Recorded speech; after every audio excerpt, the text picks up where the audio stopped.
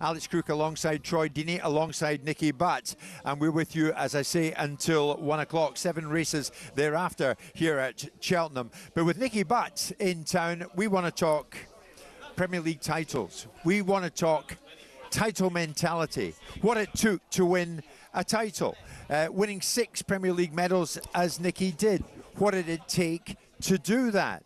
Nicky, when you look at it now, and it's ironic somewhat that we're talking about this in the same breath as Manchester United, who sit 14th, as we were saying earlier on, who have won 9 in 28, who are a long way off thinking about winning a Premier League title at any time soon.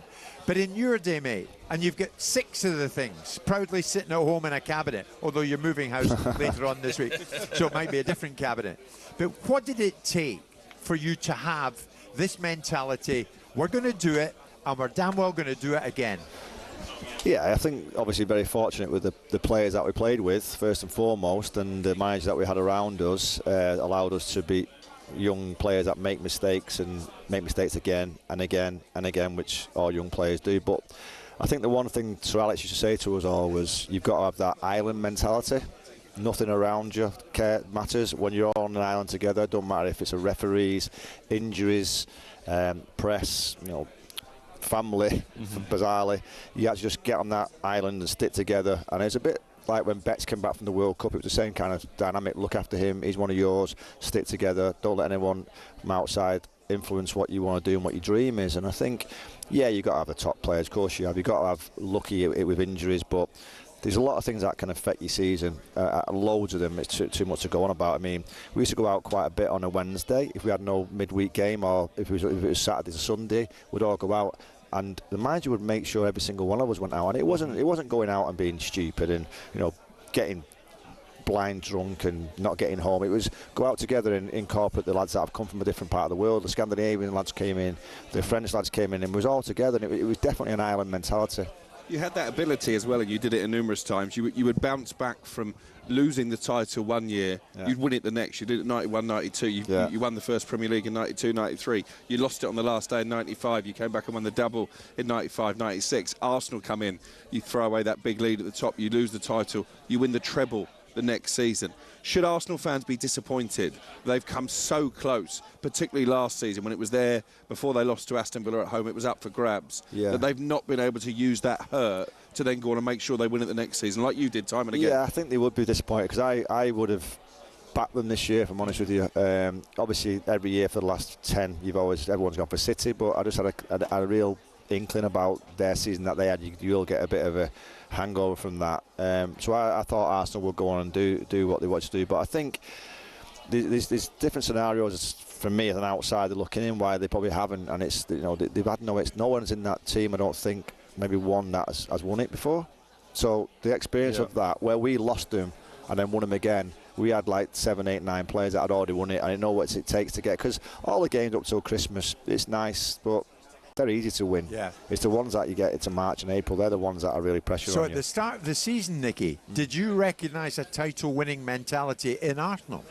I did, yeah, if I'm honest with you. I thought they were playing good football. They had the experience of last year. They had the upset of last year. And that's where you get that siege mentality that I'm talking about. The island one is, we're not letting this happen to us again. And you spoke about when everyone talks about us lads, the so-called 92 crew, come in and won everything. We didn't. The first year we all came in, we got beat in the FA Cup. Sorry, got beat at West Ham in 95. And Everton in the Cup. And then Everton in the Cup final. So both our first experience of being together and being in the first team was 2 massive losses.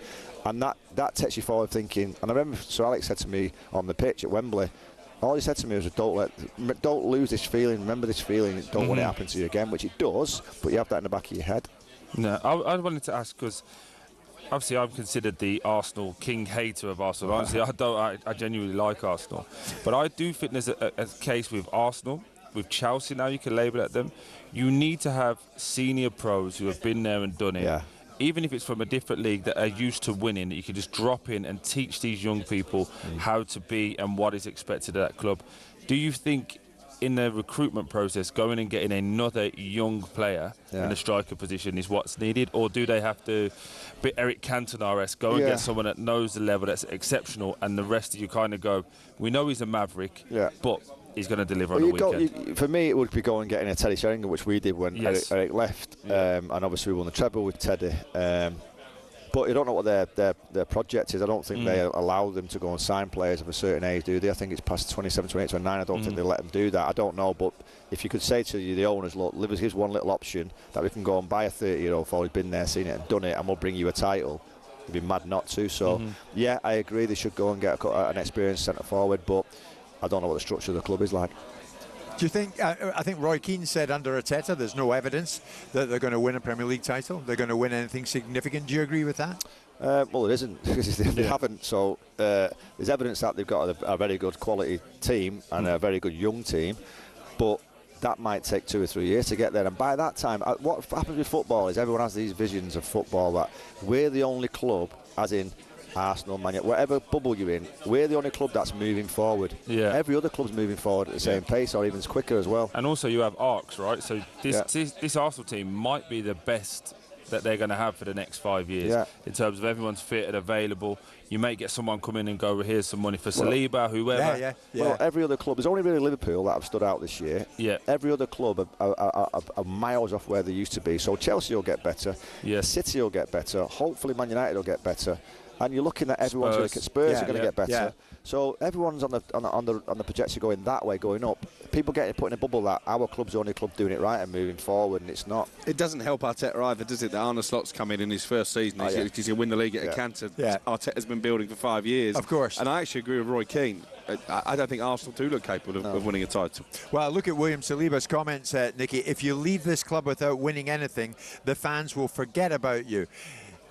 Can players lose faith in the project? They shouldn't. If they lose faith, then they've got a man enough to go and say, I'll leave the club, I'll go and get a new club, I'll move somewhere else. But with finances and how much money some of these players on, they might not want to do that. But if you're a real true professional who wants to win, it's easy people saying I want to win things. It's the easiest thing in the world saying that. Trust me, it's easy. But you ask someone to give up a lot of money to go and win some. Not a lot of people would do it. I'm telling you, not a lot of people would do it. So it depends what the individual's like. And then just on to that point with Saliba as well. If you're saying that in the press, because I feel like this year is the first year all Arsenal players have spoke. Saka said it at the start of the season, we have to win the league and all these different things. Are you like saying it in the team meetings? That's what I want to know. You know, when the debriefing because the goal's gone in, are we digging each other out? Not saying it's Nicky's fault or whatever, but proper digging each other out. That's what builds it. It can't always be the manager's fault. On AM, on DAB, via the talkSPORT app and on your smart speaker. talkSPORT.